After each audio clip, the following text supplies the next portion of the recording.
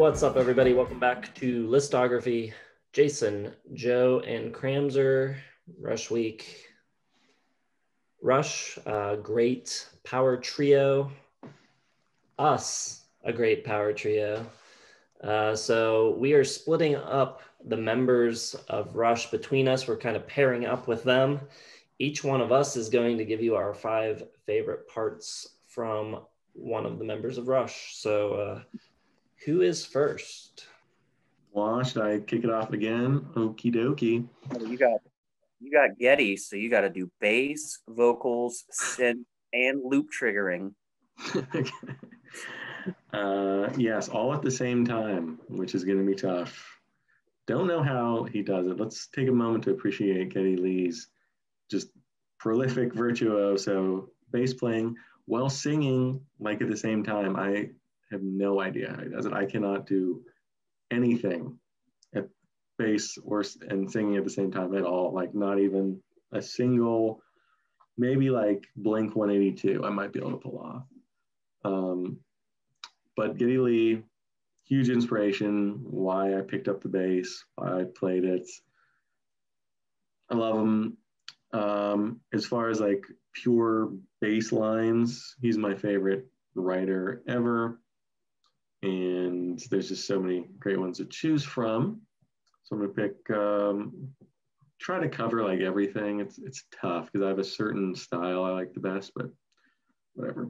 My number 5, this one isn't his most crazy or unique, but it sort of sets the tone. It's Fly By Night.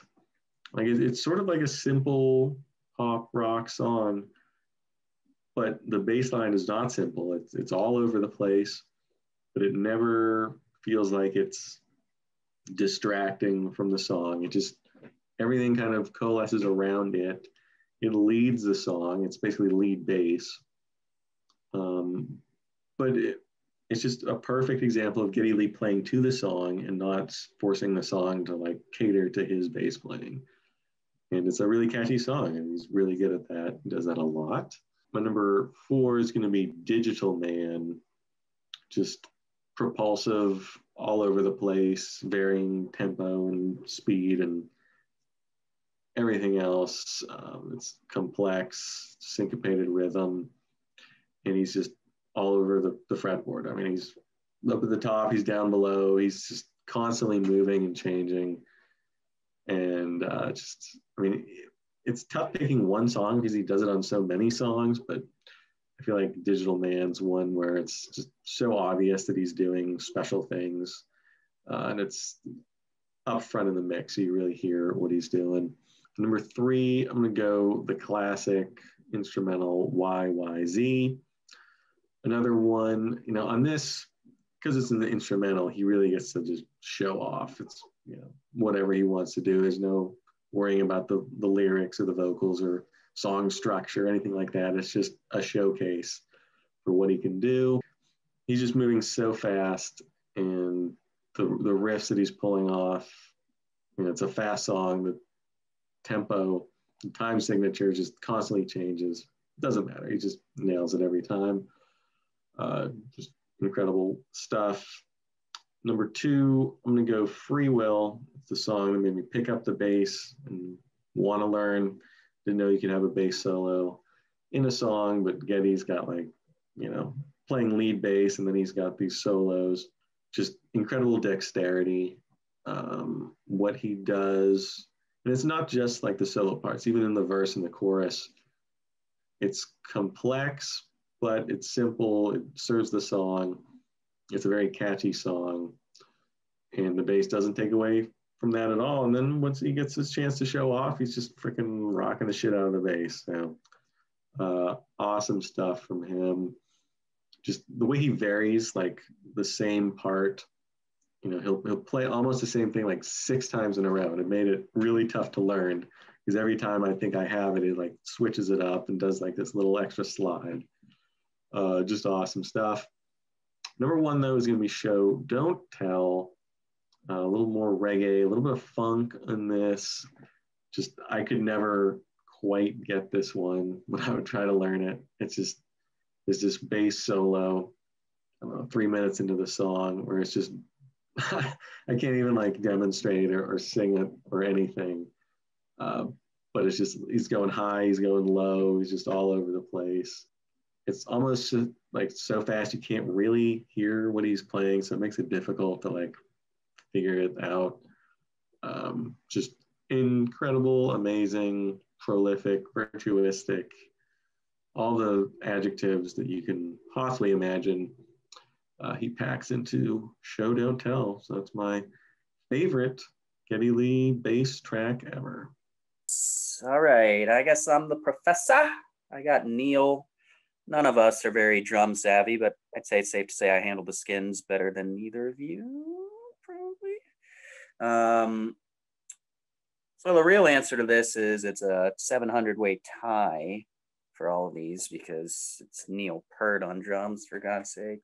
Number 5, I'm going to throw in one Joe had. It's going to be Digital Man. Yeah, as nasty as what Geddy is doing on bass, Neil is doing like this super fast one-hand hi-hat thing with accents, like so gross. And then he's doing those police like really vibrant tons while, you know, his handwork is just always so great. Yeah, it's just awesome. And the cool thing about this is it's a couple of really rare videos of them doing this song live in the early 80s, when I think someone either around the band or a writer was criticizing them that they couldn't play them faster live. So there's like a couple of their terrible quality performances you can find on YouTube of them doing this live in the early 80s. But he is playing it so frigging fast. It is absolutely ridiculous. I'll try to find it and maybe put the link in the description. Then they brought it back for the Snakes and Arrow tour, and he had to two-hand the hi-hat on it, and they kind of slowed it down. And unfortunately, it's not one of my more favorite live versions of songs they've done, but it's just nasty on the record. Number 4, I think a great example of his drum writing is going to be on Red Sector A, especially the way he plays with the beats. The first time they do the verse, he's doing this more kind of compartmentalized, kind of clunky version of his beat. And then after they come out of the first big chorus, he's playing it at the same time, signature, but just different. And he's doing this really cool hi-hat work. His hi-hat work is just the best ever. He accents parts of the song and adds to the beat that it's just so gross. I'm gonna have trouble describing all of these because it's just it's Neil Peart. It sounds so cool. What else am I supposed to say? I'm also gonna throw in 2112, specifically the Temple of Syrinx section. Ton work is ridiculous. And then each fill in the We Are the Priests of the Temples of Syrinx just gets better and better and better and better and just more badass. It's just amazing rock drumming, very heavy-handed, especially for him, but he can be wild. I mean, Keith Moon was like his favorite drummer, apparently, for at least for a while at the beginning, and he can kind of emulate that with his version of technical precision. It's just so cool.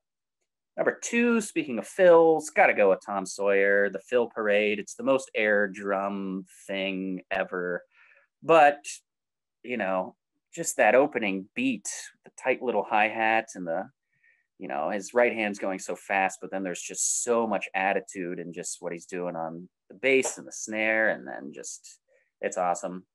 Number 1, the best written drum song ever, Subdivisions.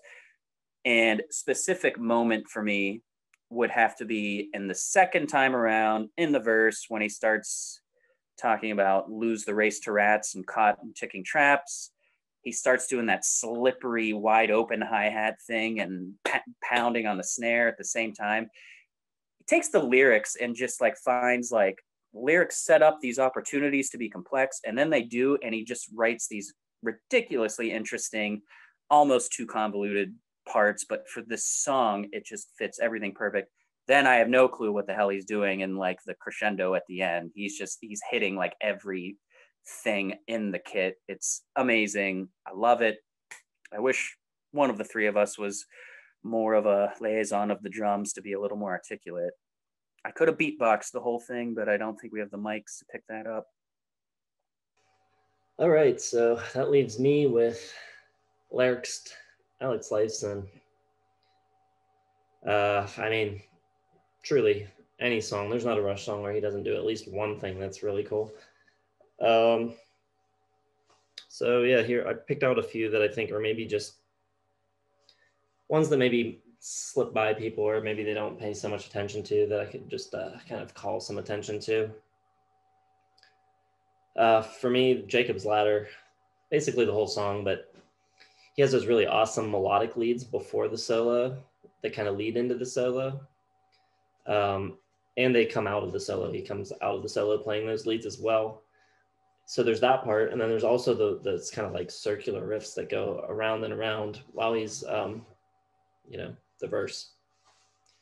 Number 4, the song that Joe had chosen for Geddy, Show Don't Tell, the opening riff. It's really weird riff for guitar. It's not a typical like guitar hero type guitar riff. Very interesting. Starts out with like playing some chords, then he does like this little slide thing, then he plays a more standard type of riff down low. It's just really interesting. Number 3, this song, man, he does so much cool stuff in one song. Middletown Dreams. It is ridiculously cool. He does this like really loud kind of like guitar squeal type of scream before the chorus, which is really cool. He also in the second verse does these like pinch harmonics that are kind of like call and response with Geddy's vocal. And then, I mean, just listen to the whole song. He's doing all kinds of cool stuff in that one. And we talked about them writing for the songs and their parts fitting, and like they're not just writing anything, like the parts they're playing relate to what they're singing about and what's happening. And I think a great example of that is Twilight Zone. The guitar arpeggios create that sort of Twilight Zone feeling. It's really kind of eerie and spacey and swirling. Also, aside from that part, the guitar solo in that song is awesome. But my number 1, I'm going to go with Natural Science, especially the part where it feels like you're like being pulled into like this vortex. So you're like flying at warp speed or something, and Geddy's vocals are kind of like distorting and glitching out a little bit. They've got like a ring modulator on his voice or something. Yeah, it's just awesome. He's got to be the best arpeggio writer ever. I don't think anyone's close, to be honest. Yeah, I mean, especially in the 80s, the way he dances around what the keyboard's doing, and just, yeah, it's so good.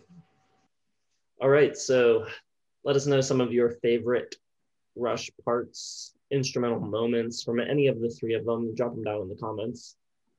Let us know what you think of our picks. Hit the like button. Subscribe to the channel if you haven't already subscribed, and hit the bell for notifications. Check the description box for links to all of our social media accounts, and stay tuned for Albums of the Year 2017 tomorrow. Thanks for watching.